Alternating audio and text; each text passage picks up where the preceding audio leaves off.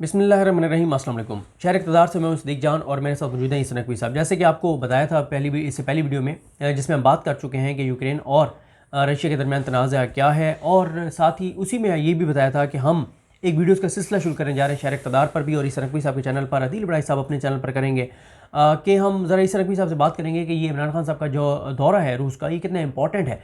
और बरह रास्त उस सवाल पर आता हूँ इस पे जाने से पहले कि कितने इंपॉर्टेंट है। एक तरफ हम ये खबर देख रहे हैं कि 23 साल बाद कोई भी वज़ीर आज़म जा रहे हैं, दूसरी तरफ कहा जाता है कि नहीं, शाहिद अब्बासी साहब भी गए थे, गिलानी साहब भी गए थे, मुशर्रफ साहब भी गए थे, जरदारी साहब भी गए थे। तो ये फ़र्क भी ज़रा समझा दीजिए। अच्छा, ये फ़र्क समझने के लिए ना, जो लोग इस हवाले से तबसरा कर रहे हैं उनको डिप्लोमेसी की अगर बेसिक्स का पता हो तो वो उनको ये सवाल ही नहीं करना चाहिए। फिर एक होता है मल्टीलेटरल विज़िट, एक होता है बायलैटरल विज़िट, और विज़िट के मुख्तलिफ़ अक़साम हैं। इवन बायलैटरल में भी मुख्तलिफ़ किस्म के दौरे होते हैं।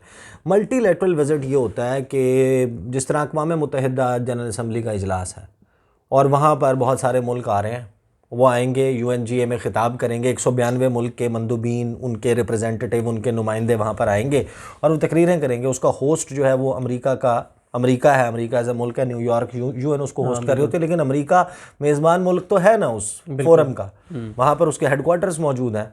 तो मुझे ये बताएं, ये 192 मुल्क क्या कहेंगे कि हमने अमेरिका का दौरा किया, दो तरफ़ा दौरा किया? नहीं ना।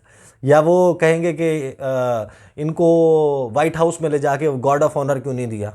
कोई ये सवाल करेगा? कोई ये सवाल करेगा कि बाइडन ने इनसे अलहदा से एक 1-on-1 मीटिंग क्यों नहीं की, इनकी और बाइडन की जो है वो प्रेस टॉक क्यों नहीं हुई? ये सवाल नहीं करेगा। वो मल्टीलेटरल फोरम है। इसी तरह ब्रिक्स है, जो ब्राज़ील, रशिया, चाइना, इंडिया और साउथ अफ्रीका का ब्रिक्स समिट होगा। वो एक साल रियो डी जेनेरो में होगा, एक साल जो है वो तियानजिन में या बीजिंग में हो जाएगा, दिल्ली में हो जाएगा, मॉस्को में हो जाएगा, ऊफा में हो जाएगा, इकाटरनबर्ग में हो जाएगा। तो क्या वो दो तरफ़ा दौरा होगा, सबको गार्ड ऑफ ऑनर दिया जाएगा? नहीं, ऐसा नहीं होता। ये फ़र्क है जो हमारे दौरे हुए हैं पाकिस्तान, रूस और ये जो ममालिक हैं, चीन है, शंघाई ताउन तंजीम के मेंबर्स हैं। SCO समिट जब होता है, जिसमें सरबराह इजलास होता है, उसमें बुलाते हैं, एक कर्टसी ज़रूर होती है, आपकी साइड लाइन पे मीटिंग हो जाती है, मेज़बान मुल्क के सदर के साथ भी, पुतिन के साथ भी हो गई, आपकी मुलाकात भी होगी, लेकिन वो दो तरफ़ा दौरा नहीं है। मल्टीलेटरल विज़िट डिफरेंट है, बायलैटरल डिफरेंट है। मल्टीलेटरल में एजेंडा डिफरेंट होता है, बातचीत का तरीक़ाकार, उसका फॉर्मेट डिफरेंट होता है। ये दो मुल्कों की आपस की डेलीगेशन लेवल टॉक्स होंगी। बायलैटरल विज़िट डिफरेंट है। तो ये उन दौरों से मुख्तलिफ है। जो बायलैटरल विज़िट किए हैं वो जरदारी ने या मुशर्रफ ने तो किए हैं, सुदूर थे वो वज़ीर आज़म पहले है इमरान खान।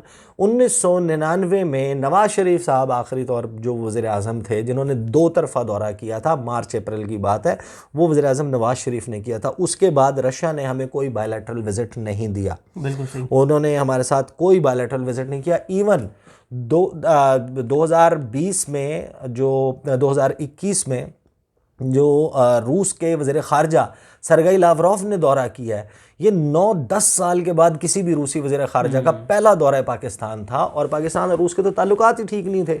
इस दौरान पाकिस्तान की जो जनरल राहील शरीफ का बेसिकली जो दौरा था ना, वो आप समझें कि आइस ब्रेकर था। बिल्कुल सही। जो बर्फ़ है वो पिघलना शुरू हुई है जनरल राहील शरीफ के दौरे से। उसके बाद आपने देखा होगा जो chairman joint chief of staff हैं, तवातर के साथ उनके दौरे होते रहे। आपकी मिलिट्री एक्सरसाइजेज़ की तरफ आप गए, जंगी मशक़ें की आपने उनके साथ, आपने बहरी मशक़ें की, उन्होंने अमन एक्सरसाइजेज़ में अपना पूरा एक फ़्लीट जो है वो भेजा, उसने पार्टिसिपेट किया। रूस के वज़ीर ख़ारजा आए, उन्होंने कहा कि हम आपके साथ ओपन अप करेंगे, डिफेंस के मामले में कोऑपरेशन करेंगे, anti terrorism, peace and security in the region, international मामलात के ऊपर, रीजनल मामलात पर, कनेक्टिविटी के और एनर्जी के शोबों में। तो ये तो है मामला बायलैटरल और मल्टीलैटरल का। अब पूछें। अच्छा, ये तो चलें काफ़ी हद तक, बल्कि तकरीबन ही क्लियर हो गया, ज़ाहिर है जो समझना चाहेगा। अब आप बताएं कि ये इमरान खान साहब का विज़िट पाकिस्तान के लिए सफारती महाज पे कितना बड़ा कितनी बड़ी अचीवमेंट है, डेवलपमेंट है, और इस दौरे के आलमी मंजरनामे पे पाकिस्तान के लिए क्या असरात होंगे। गो कि अलग से एक वीडियो आपने ख़ुद भी करनी है, हम भी उसमें बात करेंगे कि इस वक्त इमरान खान साहब जिस स्पीड में चल रहे हैं कि एक तरफ इंटरव्यूज़ दे रहे हैं अमेरिका के ख़िलाफ़, तकरीरों में कह रहे हैं एब्सोल्युटली नॉट वाली बात, फिर चाइना चले गए, पहले समिट फॉर डेमोक्रेसी में इनकार किया, फिर इधर चाइना चले गए, चाइना के बाद अब रशिया जा रहे हैं। तो ये एक बड़ी पाकिस्तान के सफारती महाज। अच्छा, हमारे जो सुनने वाले हैं ना वो सब माशाल्लाह अच्छे पढ़े लिखे लोग हैं, और मुझे तो अंदाज़ा होता है कमेंट्स बॉक्स में जिस किस्म के वो तबसरे करते हैं, अपनी राय का इजहार करते हैं, तो उनको तारीख़ बड़ी हद तक उनको मालूम है।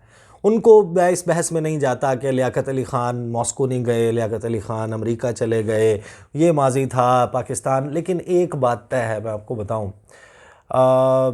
सदीक जान साहब, देखें पाकिस्तान की ये मेरी, क्योंकि मैं 15 साल से तो कवर कर रहा हूँ, 15-16 साल से बिल्कुल जिसे कहते हैं कि फोकस्ड होकर मैं पाकिस्तान की फ़ॉरेन पॉलिसी को कवर कर रहा हूँ एज अ रेगुलर रिपोर्टर, मुख्तलिफ़ ऑर्गेनाइजेशंस के लिए किया है। इतना बड़ा बदलाव, इतना बड़ा चेंज जो है वो पाकिस्तान की डिप्लोमेसी में नहीं देखा, और पाकिस्तान की तारीख़ में नहीं देखा गया। 72-73 सालों तक इस मुल्क में फ़ैसले जो हैं मुख्तलिफ़ ममालिक के साथ ताल्लुकात अमेरिका की मर्ज़ी से किए जाते थे।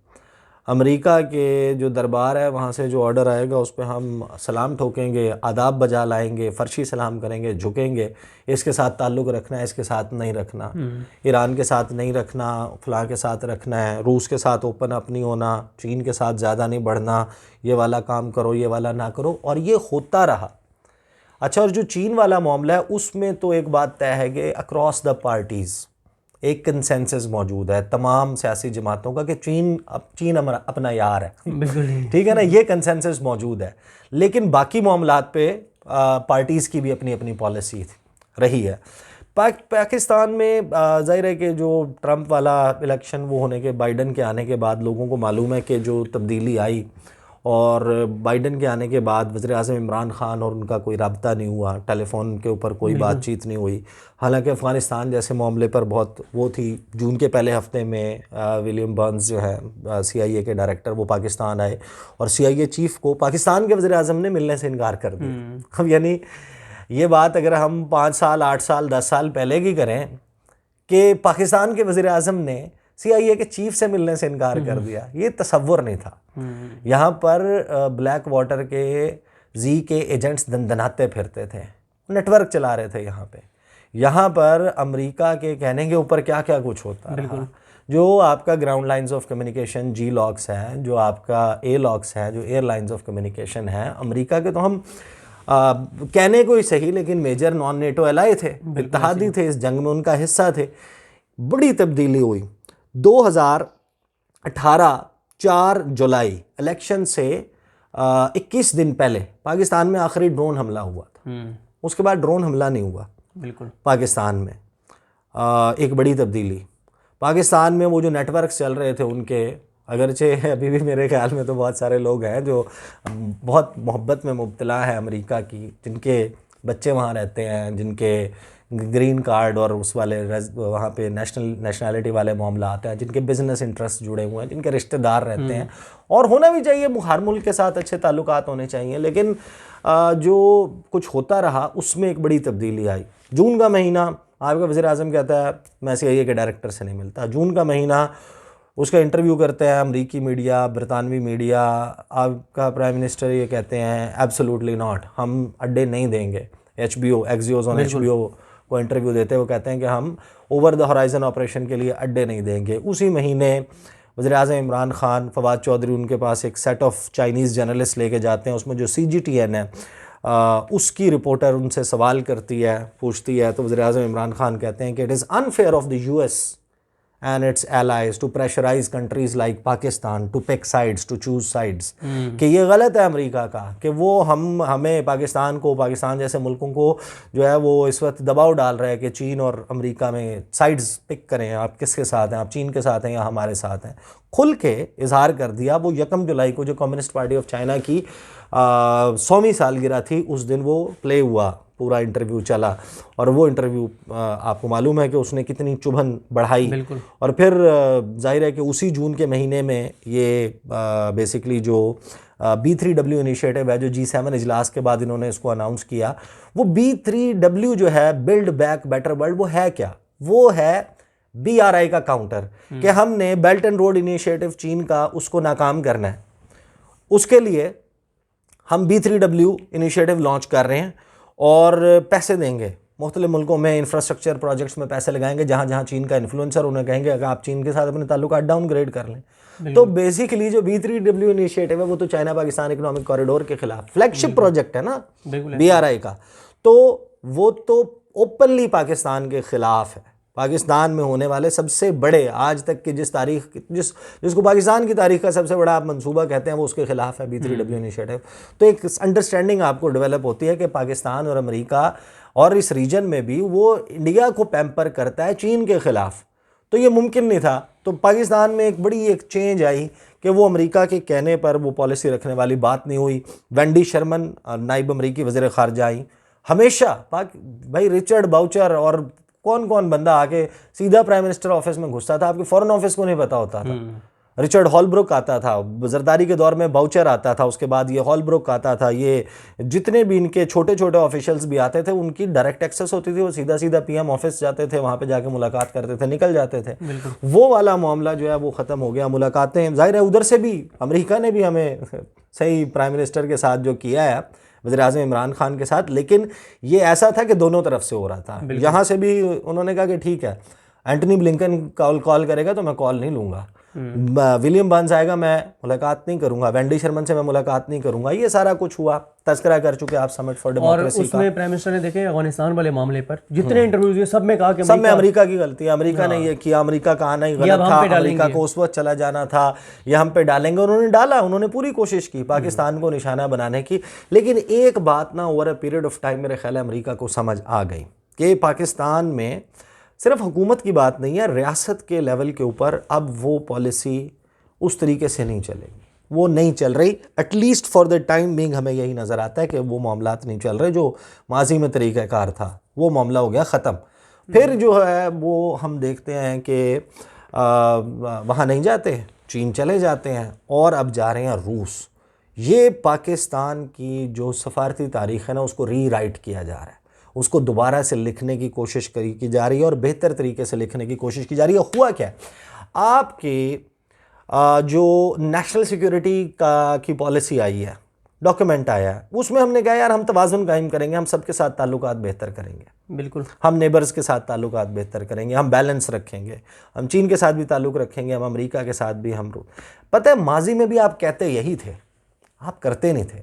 बिल्कुल आप जब ये कहते थे कि हम सबके साथ ताल्लुक़ रखेंगे और आप रूस के हवाले से भी सफारती एतबार से बयान तो देते थे, लेकिन आप सबको पता है कि रूस के साथ तो कोई ताल्लुक़ था ही नहीं, आपका एग्जिस्ट ही नहीं करता था, फिर भी आप बयान देते थे, करते थे ना ये सब कुछ। लेकिन अब जो आप बेसिकली उसको बैलेंस करने की कोशिश कर रहे हैं ना, बहुत सारे लोगों को ये लग रहा है कि हमने जंप लगा दी रूस के कैंप में, चीन के कैंप में। जाहिर है कि अमेरिका तो यही तसव्वुर कर रहा है इस वक्त, जो भी रूस जा रहा है, चीन जा रहा है, उनके लिए वो उनके कागज़ों से आउट है, वो खड़ा है उनके साथ।